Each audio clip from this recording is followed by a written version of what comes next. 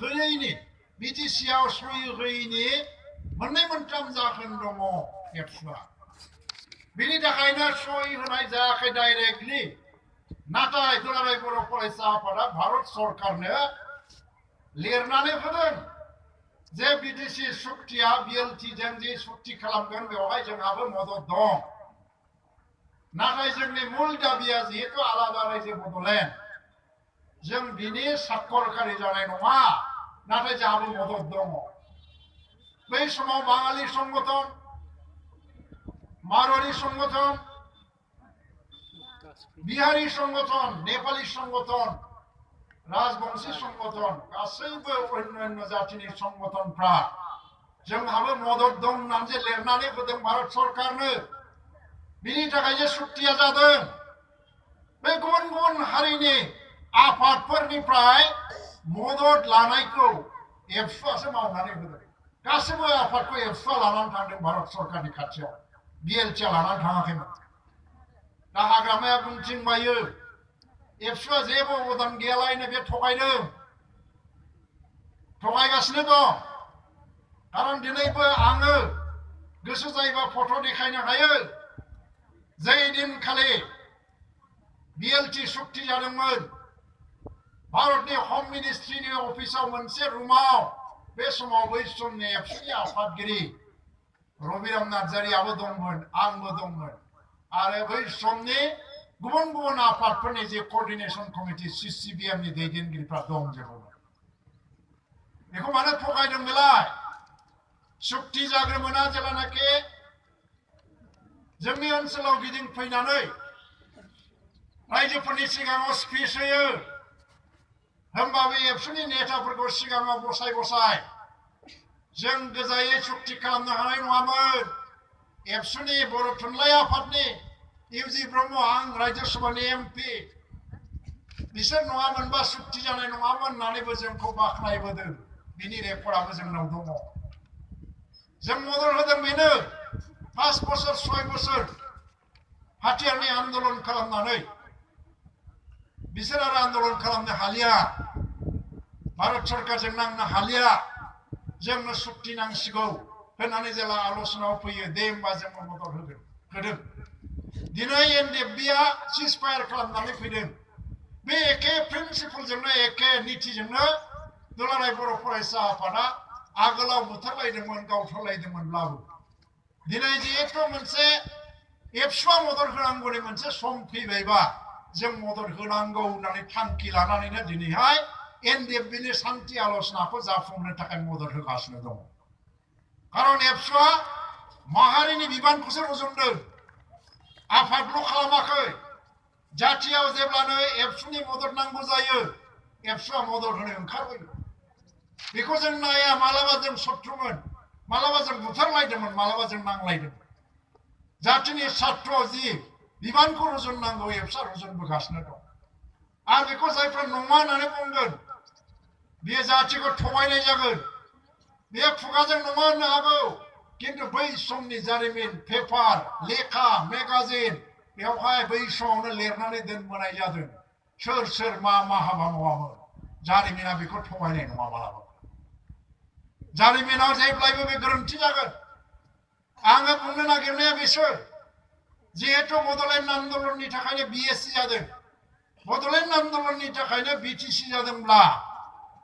दिनैनि दिनखौ एबसुआल' नङा दिनैनि दिनखौ बिटिसि आरो हाग्रामा महिलारियाबो फालिनांगौमोन दिनैहाय बड'लेण्ड आन्दोलनखौ फालियाखै बाव फैनानै खोनाफैदों नोंथांमोननि मन्थ्रियालायनो खाथि माबा खुन्दुं रानगासिनो दं जाहैदों समबायनि माइरं रानगासिनो दं जाहैबाय रायजो राजाखौ बुंदों एबसुनि आफाया माबायाव थांनो नाङा दिनैनियाथ' राजनितिनि केम्पेइनथ' नङा इलेक्सननि बाथ्राथ' बुंनो फैयाखै जारिमिननि सानखौसो जों फालिदों अरुणाचला दिनै अरुणाचल डे फालियो दिनै झारखन्डआ झारखन्ड डे फालियो आरो मणिपुरा मणिपुर डे फालियो नागालेण्डआ नागालेण्ड डे फालियो आरो बिसोरो गावसोर आन्दोलन खालामजेननाय दिनखौबो फालियो दिनै हाग्रामा महिलारिया एबसुजों लोगो नाङाब्लाबो गाव हारसिङैनो बिटिसि अफिसाव बड'लेण्ड डेखौ फालिनो गोनांथि दङमोन नाथाय बे फालियाखै मा खालामदों गावनि जन्म दिबसआव 30 केजि अजननि केक खाबाय थादोंनो दा गावहा जन्मदिन जायो 30 केजि अजननि केकनो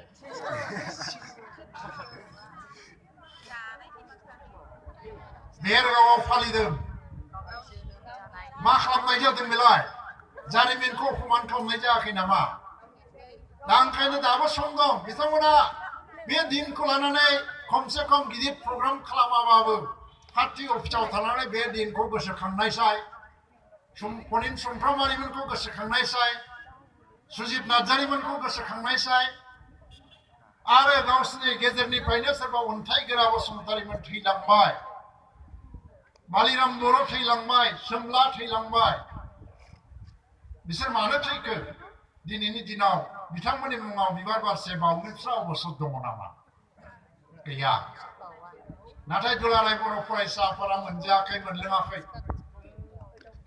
थेवबो दिनै मावगासिनो दं जातिनि दायित्व खालामगासिनो दं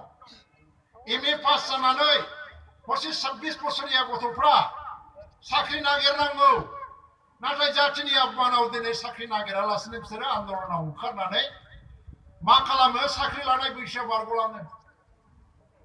35-40 बोसोर जाबासो बिसोरो एबसुनि बिबाननिफ्राय बा आन्दलननि बिबाननिफ्राय एंगारो बे समहालागै बिसोर साख्रि लानायनि बैसो गैलिया फार्स्टिं न'आवबो न' बानायनो हायाखै बिमा बिफायाबो गरिब माजों थांनानै थागोन आन्दलनकारि मानसिफ्रा दिनै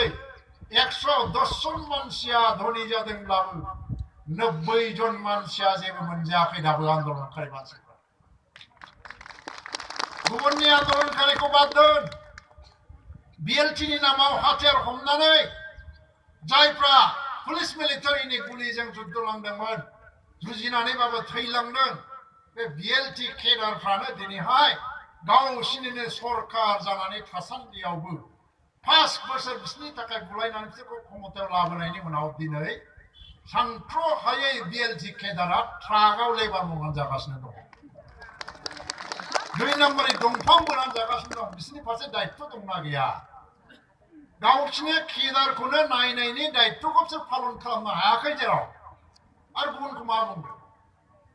दासान्दि हाग्रामाया दाना लेखा फरायग्रा जाबायनो आगोलथ' फरायामोन दाबो फराया जागोन सोरबा फरायनानै खिथादों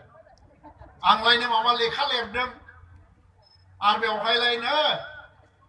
आलादा रायजो जानांगौबा मा नांगौ बेखौ आं बुंदों जाहैबाय लेखाथ' आं लिरदों रायजो सभानि एमपि जानानै थानाय समाव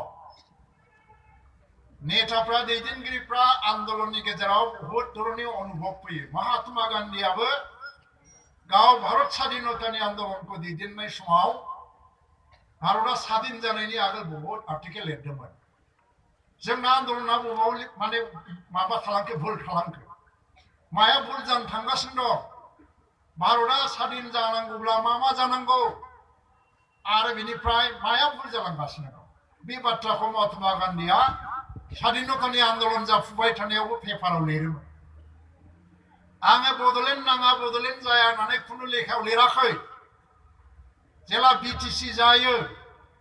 आं बे बिटिसिखौसो थांखिनानै बुंदों जे जोंनाव इन्डास्ट्रि नांगौ तेलेंगानायाव इन्डास्ट्रि दङ खयला दङ जोंनो एसे बुरजा एमएलए नांगौ एमपिबो नांगौ सानै साथाम थाखा फैसा जोंहाबो धनी जानांगौ आरो आगोलाव जों बेफोरखौ खालामनो हायैनि थाखायनो रायजो मोननायाव जों एसेबां मानसि थैलांबायबाबो एसे गोबाव जाबाय दा जिहेतु बिटिसि जाबायबा इन्डास्ट्रि लाबोनाय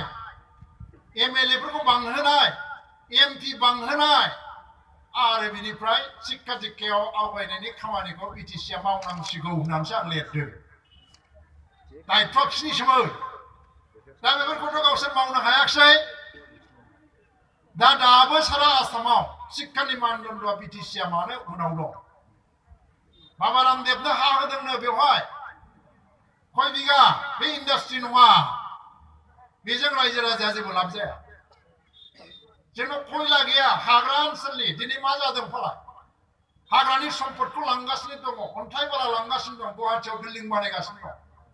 बिनि रयेल्टिखौ जों मोना सोर लाङो 2 नाम्बारिफ्रा जायो बेफोरखौ मानो हमथानो हायाखै बिनि दायित्वखौ बिटिसिआ लानांगौ होननानैसो आं बे लेखायाव लिरदों दा गावस्राथ' हायाखसै आंखौ दाय हमबाय आं लायनो एबसुनि गुरु बे एबसुनि गुरु खावग्रा ब्रह्मआ होनलायलायो आंथ' गोदो दाहोनासोमोन नै दा सांबादिकाबो सोंदों आंखौ आं दाहोनामोन गोदो आन्दलननि मोनसे जातिनि आन्दलनाव दाहोना जानानै खामानि मावनांगौआबो बिराद गिदिर बाथ्रा बिनि उनाव आङो खेलानि जादों टाइप बुग्रा पियनबो जादों स्टिग्रामग्रा उपेन ब्रह्मजों आङो थफ्ला लायोमोन सानसुमाजों आं टाइप बुफैदों स्टिक रानदों आरो बिनिफ्राय बिएलटि आन्दलनाव जेला बिटिसि सुक्ति जायो बे हाग्रामायानो बुंनानै लालायबाय मा माने बियो जोंनि गुरु गावसिनिबो गुरु मोनलायनो आं दा गावनि गुरु नंला जाहैबाय एबसुनिसो गुरु आं दा बुंदों मा एबसुआ रावबो गुरु गैया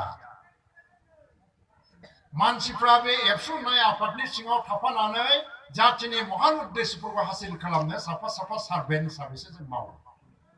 जों राजा महाराजा गुरुखौ फोथाया जों बयबो जातिनि सेबक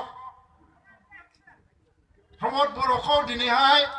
मा बुंदों एनडिएफबिनि फैसा खांग्रा होनना बुंदों मालाबा फैसा खाङोमोन एनडिएफबिनि बेखौथ' एनडिएफबिनि दैदेनगिरिफ्रासो बुंनो रोंसिगोन फैसाखौ बेसेबां खांना हरमारदों प्रमद बर'आ जुदि नोङो बिटिसिआव राजा जानानै आंनो लाबोगोन बड'लेण्डखौ नोंसोर जेबो खालामनाङा होननानै खोथा होनो हायोबा जोंहा आन्दलन खालामनांगौ गैयामोन नाथाय नोंथ' खोथा होनो हायाखै बरन्स दिनै नोङो मानसिफोरखौ बेबायदिनो अपदस्थ खालाम सेस खालामनो नागिरदों नाथाय मोनसे खोथा गोसोखांनायसै रायजोफोर गाज्रि मानसिनि थाखाय सासे गाज्रि मानसिया समाजाव गाज्रि होननानै सानजानाय मानसिया बे मानसिया जुदि सोरखौबा गाज्रि होननानै बुंदोंब्ला बे समाजनि थाखाय मोजाङानो जायो नङा होमबा मोजां मानसिया जुदि मोजां होनदोंबा मोजां जायो गाज्रि मानसिया मोजां होनदोंबाथ' बे मोजां जाग्रायाबो गाज्रिसो जागोन दा जों जातिनि थाखाय मावनो ओंखारदों आंहालाय मा दंमोन मा गैयामोन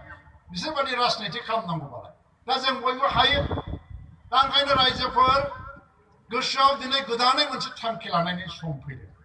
इलेक्सनबो फैगौ जुदिও बुंनो गोसो गैयाब्लाबो इलेक्सननि खोथाखौबो नों बुंनांगौ जाहैबाय जोङो इलेक्सन गेलेनो गोसो गैयामोन सापज नाथाय जोंनिफ्राय देरहालांनाय मानसिफ्रा आन्दलनखौ हेंथा खालामो जों भट होगोन जोंनि भटजों देरहालांनाय मानसिया आन्दलनखौ हेंथा खालामो होमबालाय जों मालायखौ देरहास्लाय आन्दलननि थाखायनो बाथ्रा बुंहैगोन मानसिखौ देरहाहोनांगौआ जोंनिसो कर्तब्य नङा होमबा नङाबाथ' थांखिया जाफुंनाय नङा ओंखायनो थांखि लानांगोन रायजो परिबार खनसेबाबो बड'लेण्डनि नामावनो भट होनांगौ आरो गांसेबो हेर फेर गोदाव सोराव जानायनि बाथ्रा गैलिया दिनै 6टा जनगोष्ठीखौ ट्राइबेल खालामनायनि बेलायाव दाखालि रायजोफोरखौ थोजासे थगायबाय बियो गावलायनो बुंदों बर्तमान ट्राइबेलफोरनि अधिकारा खुनु नस्थ जानो मोना होनदोंलायनो भारत सरकारनाव टिभियाव बुंबाय बेनिफ्राय जों नंमारगौ नामा नंनानै बिनिफ्राय एनअसि हरनाय कपिखौ बरननानै नायबा एनअसिआव बिदि सोदोब गैया एनअसिआव मा लिरदों बिसोरखौ ट्राइबेल खालामनांगौ सिदा जोंनि ट्राइबेलफोरनि अधिकारखौ माबा खालामनांगौनि खोथा गैया माने सुरक्षित खालामनांगौबा जोंना खस्थ खथि जानो मोना होननाय बाथ्रा फंसेबो गैया बा सोरखौ थगायखो एबसुआलायनो एनअसि हरदों नंगौ बै समाव गुबुन गुबुन हारिनि मदद बिनानै रोनगोरा नार्जारिल' नङा आं